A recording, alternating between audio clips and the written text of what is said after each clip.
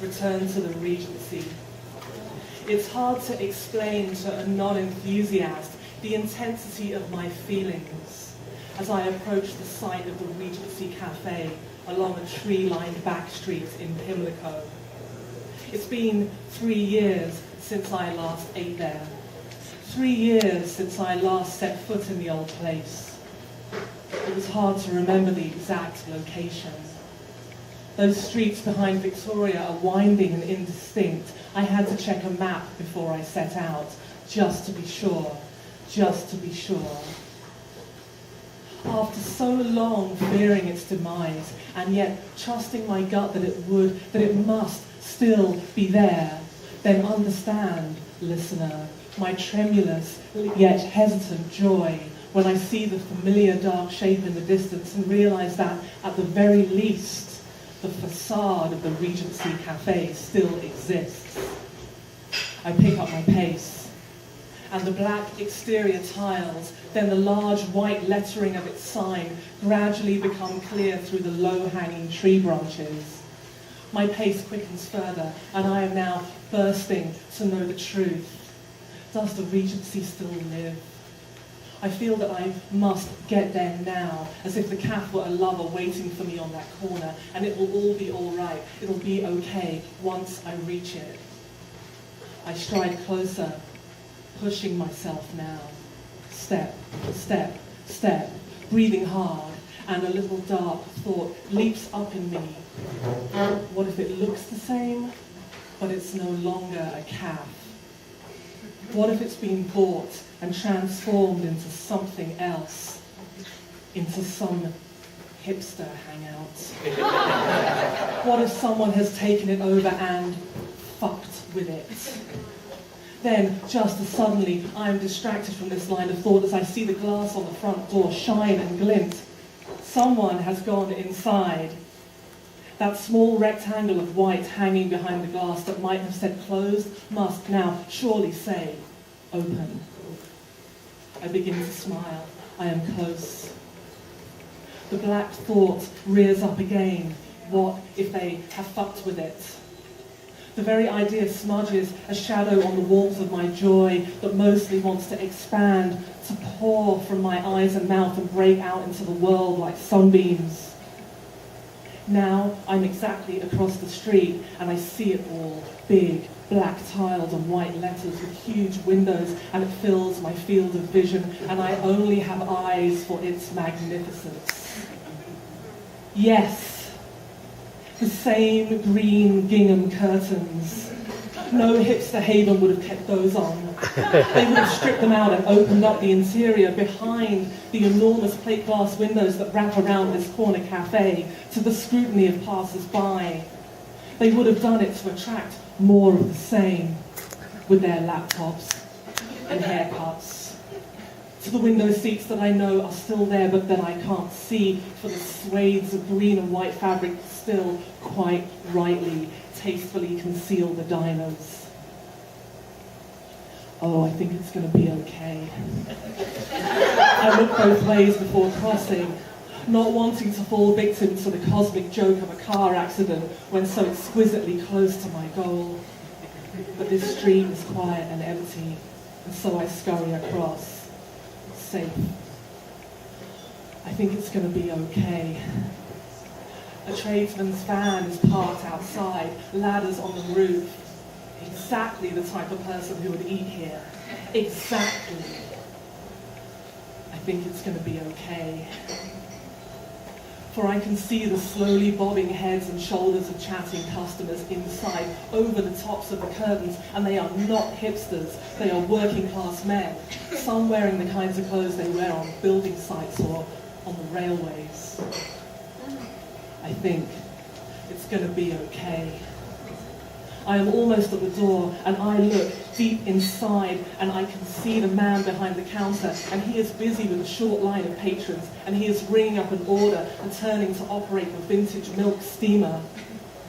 The steel counter. The high walls of solid cream tiles with two fine black horizontal courses streaking around just below ceiling level. The old railway clock, the framed pictures on the walls. It's the same. It's the same.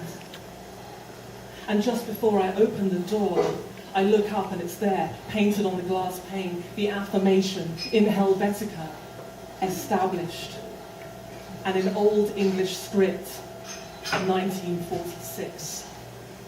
Established 1946. And it's still the same. The door is glass with a black wooden frame and a slight thin handle, not much larger than the kind on a kitchen cupboard door. I pull it, but it's push. I see my face reflected in the glass, beatific, thrilled. I'm grinning. And in the same moment, I am suddenly aware of the silent street behind me and the still trees of November and the cool, pale grey London day, all empty of sound except the background static of a huge city, trains and buses and cars and millions of beings, all distilled down to not much more than the sound in my own ears, the sound of my blood, my heart. Distilled to not much more than the soft crunch of my footsteps on the paving stones of Pimlico, now slowed and stopped before this black wood-framed glass door where, yes, I see myself reflected. I exhale and push the door and push myself inside. It yields, the door, and very suddenly the quiet ends and the cold ends, and just like someone turned the sound right up on everything, the noise of the interior yawns wide and engulfs me. And I am simultaneously also deliciously drowned in thick heat and the savoury smell of every single thing on the menu. Dishes clattering and knives, forks, spoons clinking. The forceful bubbling of many conversations all going on at once, and I quickly see that all the tables save 3 are occupied. And it's the colour of vanilla ice cream, this tiled interior, and the red lino floor is the colour of plum jam. And the radio's on, but can't compete with all this sound of life bouncing off the tiles, tiles that carry a dull sheen, tiles that have been here 64 years. They didn't fuck it up. The man behind the counter is short, grey-haired, handsome, and he might be Greek, might be Italian, and he bellows, double egg, chips and bubble and beans. And he's got a meal there on the counter on a white plate, big as a wheel, and he's announcing it for the person to come up and collect it. And a man does appear from behind me and says to me politely, "Excuse me, love." And I smile and move, and he steps forward and takes his big plate of breakfast and walks back to his table with it. And I turn back to the counter man, who is busy and confident and wears a perfect white chef's jacket with white buttons. They didn't fuck it up. I step closer to the counter and look to see the menu boards, surprisingly small, brass framed, encased in glass. Little white plastic letters typeset by hand, pressed into a dark red rubber grooved backboard. Everything's immaculately spelled and cheap. "Yes, madam, what you want?" bellows the short, handsome man, and I'm flustered for a second because really, I want it all. Then, when I realise that won't be feasible, I find out that I want a combination not on the board, so I tell him as I think of it, hoping it won't upset him, but he nods and keys it all into the digital till, unfazed. Egg, sausage, and bacon, but also with mushrooms and beans, and fried bread, please. Anything to drink? A tea, please. $6.55, he tells me grandly, making eye contact and opening his hand. I fumble in my purse, then hand over a tenner. I am smiling so hard. He sees it, but says nothing. He knows. This place has status, and many seekers of this beauty, this perfect beauty of untouched, unfucked up calfness, have come before me. He knows.